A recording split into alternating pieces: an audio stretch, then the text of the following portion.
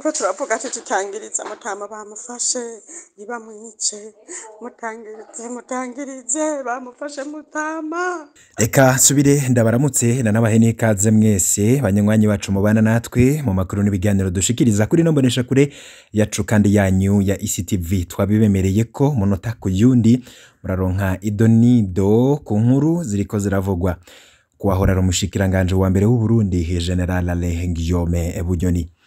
Mu gutangura no makuru mutanguye mwumva amajwi bivugwa ko hari umugore wa Bunyoni ya sente, bikavugwa ko yarungitse ariko haratabariza umugabo wiwe ko ahejeje gufatwa. Nkuko twari twabibabwiye havuzwe amakuru menshi ko Bunyoni yoba yaramaze gusohoka igihugu, ariko nanone yandi makuru akavuga ko Bunyoni yakiri mu gihugu, ariko ubuhoho vyamaze kuja habona ko Bunyoni atigeze asohoka igihugu c'u Burundi, ahubwo abatangaje ayo makuru bakaba baranabibwiye radio ijwi rya Amerika, bavuga ko Bunyoni yoba yaragiye mu gihugu ca Tanzania. Mbere hakaba hari n'abavuze ko Bunyoni yoba yaciye abandaniriza mu gihugu ca Zambia. Ayo makuru twayabashikirije mu gatondo, niba yakurikiye ja kuri no mbonesha kure yacu wumve uko twababwiye. Byari byavuzwe ko Bunyoni ngo yoba yagiye mu bikamyo binini bija muri ico gihugu ca Zambia,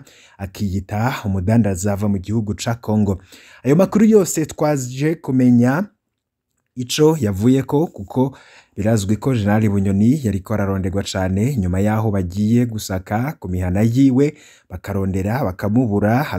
Bunyoni ngo yaciye ahabwa amakuru na bamwe mu bari mu nzego z'iperereza, ari naco nyene giteye ubwoba kubona hari abantu bariko barakora ibintu byo gufata Bunyoni, ariko abariko barabikora akaba ari nabo basubira inyuma bakamuvunira akagohe.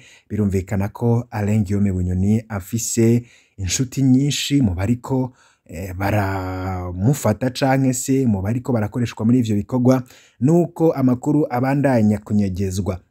Murazi ko baja gufata Bunyoni ku muhaniwe mu Gasekebuye, hari abapolisi bagiyeyo bari bahagaze ku mabarabara n'abagiye mu rugo mwimbere kwa Bunyoni, ariko abo bapolisi bakaja baratanga makuru, barahindurwa hazanwa abapolisi bavuye ku kirimba c'umukuru w'igihugu bacungera umutekano Ndayishimiye Varisito, akazanwa n'abandi bacungera umutekano wa General Ndakugarika umushikiranganje wa mbere yasubiriye nyene General Bunyoni.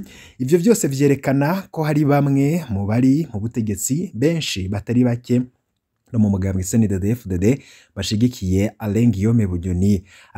Bunyoni gufatwa kwiwe kwavuzweho ibitari bike, ariko nanone hakaba hari amajwi duhejeje kuronka n'amajwi y'umugore wa Bunyoni ya senta. Uyo ya senta yarungitse amajwi avuga ko afise ubwoba ku mugabo wiwe ashobora kwicwa.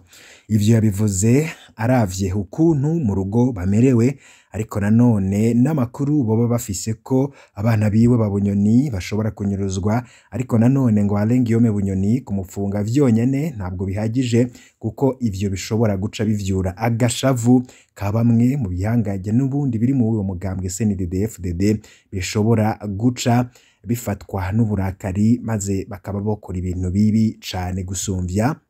Murazi ko mu misi heze twababwiye uko abapolisi n'abari mu nzego z'umutekano, abasirikare bategetswe kuja mu makambi, abari mu karuhuko bose bakavayo, kandi nivyo gutanga akaruhuko navyone bikaba vyaciye bihagarikwa ngo kubera ko hari ibintu bidasanzwe vyoba bigiye kuba. Ivyo bintu vyoba ari ibiki?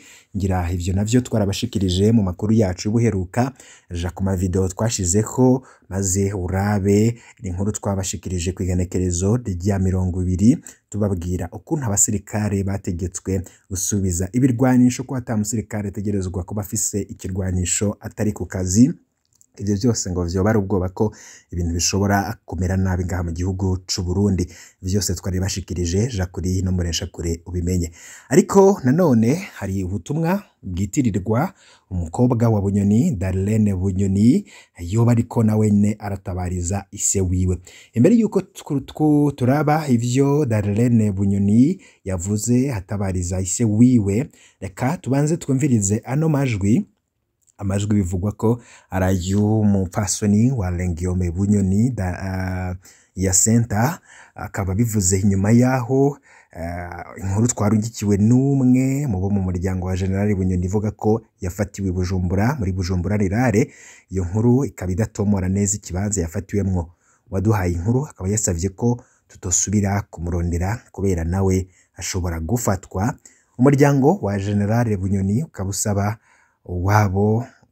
ko waba togirirwa nabi, bakaba basaba ko tumutabariza ntiyicwe.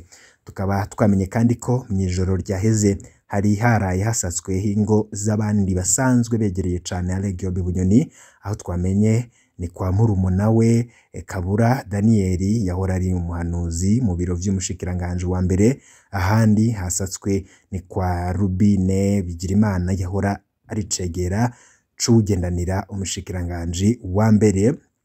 Ayo makuru tukaba twamaze kumenya ko hariho na Bunyoni yoba yafatiwe, nuko tutararonka ivyemezo, ariko turaza kubaha idonido mu kanya karibuze, turacariko turavyegeranya. Katubanze twumve hano majwi hatabariza Bunyoni bivugwa yuko ari umugore wa Bunyoni afise ubwoba bwinshi cane, ariko aradidimanga kubera ubwoba.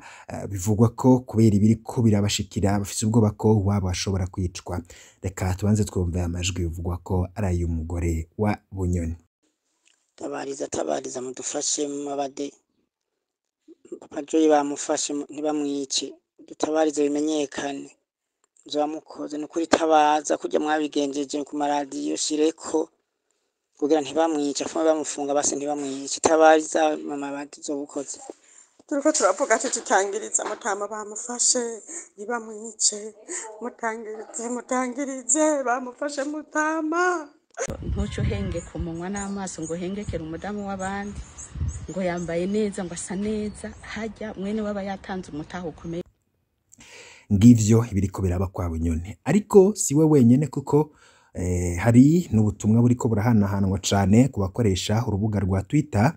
Bavuga ko hari ubutumwa bwanditswe n'umukobwa wa Bunyoni, Darlene Bunyoni. Kuri Twitter zino nkuru zagiye zirahanahanwa cane. Ubutumwa bwa mbere yabwanditse avuga ati, my father has been in Burundi intelligence custody for some time. We have no idea where they are keeping him or if he is even still alive.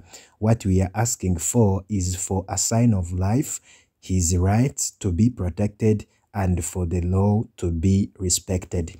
Nubutumwa bwanditswe mu rurimi rw'icongereza, ariko tugerageje kubushira mu kirundi. Avuga ati papa wanje amaze igihe mu gasho k'iperereza, ati ntabwo tuzi iyo bamujanye kandi ntituzi ko yoba akiri muzima.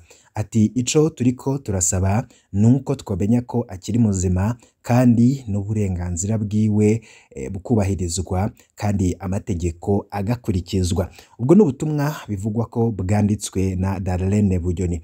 Uyo Darlene Bunyoni ntiyahereje ngaho yabandanije yandika n'ubundi butumwa bivugwa ko butabariza ise wiwe, avuga ko Lengiyome Bunyoni yoba atorohewe. Ubwo butumwa bundi bugira buti, why hasn't the government announced the arrest of Bunyoni? Is there something to hide? All we are asking for is for transparency. My family has been on house arrest for days. No one is allowed in or out. I haven't been able to talk to anyone. They are under surveillance. Ati tugenekereje gushira mu kirundi, ati kubera iki leta y'u Burundi idatangaza ifatwa rya Bunyoni? Hoba hari ikintu bariko baranyegeza? Ati ico turiko turasaba nuko hoba ubutungane, tukanasaba umuco, kandi umuryango wanje woba wugaraniwe mu nzu. Ati bamaze igihe bugaraniwe mu nzu. Ati nta numwe yemerewe kwinjira canke gusohoka. Ati ntabwo nashoboye no kuvugisha numwe muri abo mu muryango wanje. Ati bakaba bariko bacunzwe cane.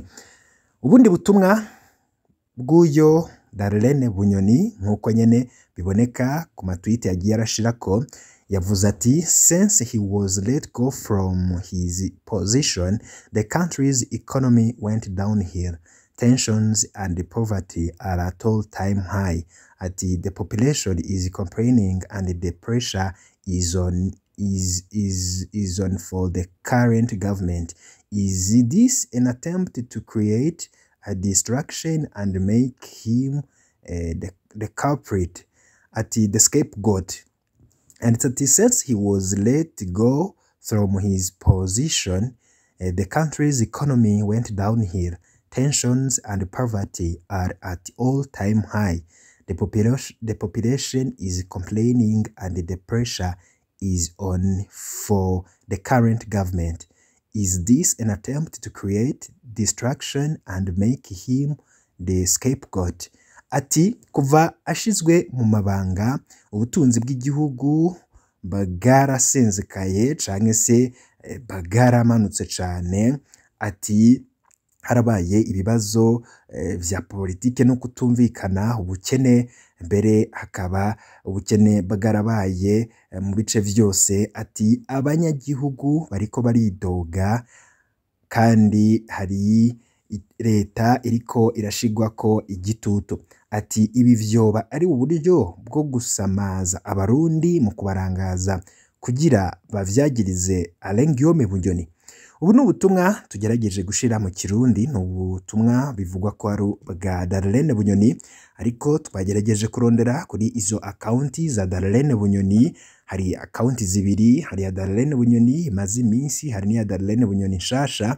Bamwe bavuze ko rero yo Darlene Bunyoni atoba ari we yavuze ivyo, ariko abandi batiniwe kuko yo batari no mu gihugu. Ati ntaco mubuza kubivuga mu gihe ariko aratabariza se wiwe. Ibi navyo turaza kubandanya kubikurikira, tubabwire ivyifatwa rya Bunyoni n'ivyo abo mu muryango wiwe bariko baratabaza basaba.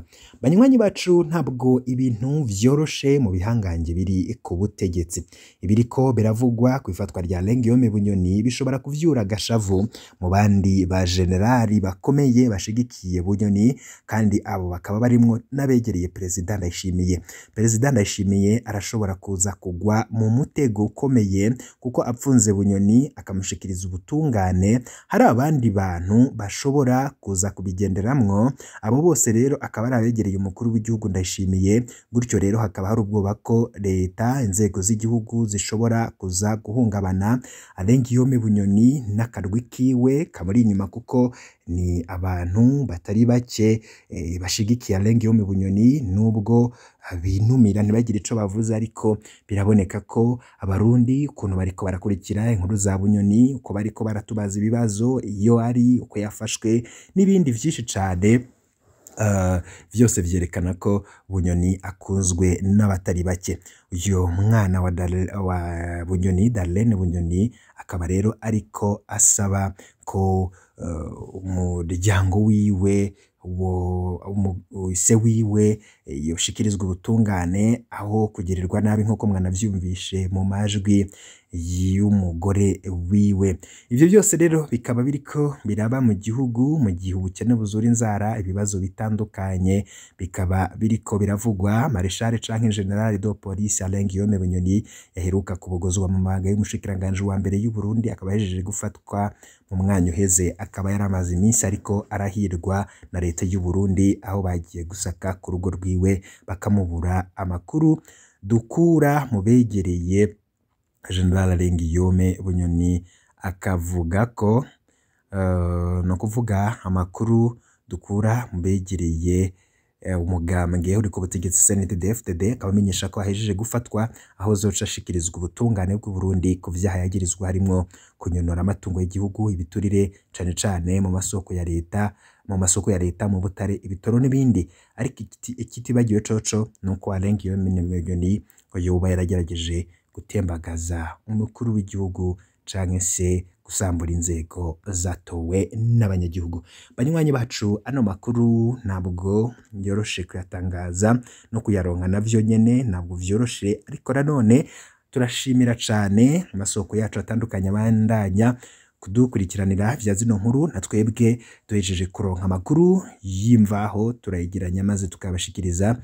Ati ahubwo nabo batanga amakuru ko Bunyoni yafashwe ati ndaduta hamwe ari vyo navyo izo konte ziri pirate zitirirwa Darlene Bunyoni zirimwo ikindi gihariro ati vyinshi biriko biravurwa ati je mbona Alengiyome Bunyoni ariko arahohoterwa ati Alengiyome Bunyoni kwicwa vyo ntibishoboka kuko vyoca bivyura agashavu katari gake mu gihugu abamushigikiye bashobora kugumuka abandi bati bandanye mu dutohoreze turakeneye kumenya ibiriko biraba ati Bunyoni yari gihangange kuko ndabona ibimenyesha makuru vyose biriko biramwandika ko ati General Alengiyome Bunyoni aheje gufatwa nuko inkuru twarungikiwe n'umuryango wa General Bunyoni ivuga ko ifatwa ryiwe yabereye muri Bujumbura rirare iyo nkuru kabidatomora neza ikibanza Bunyoni yafatiwemwo ariko twababwiye kwa murumuna wa Bunyoni kariho habaye isakwa bivugwa ko yoba ariho yafatiwe yari yinyegeje ni vyinshi turabandanya kubibashikiriza umunota ku yundi vyonda kuri subscribe mu kanya turaza tubahido nido kuyandi makuru mashasha turabaduhejeje kuronka turabakunda cane mu kanya turaza tubaha ido nido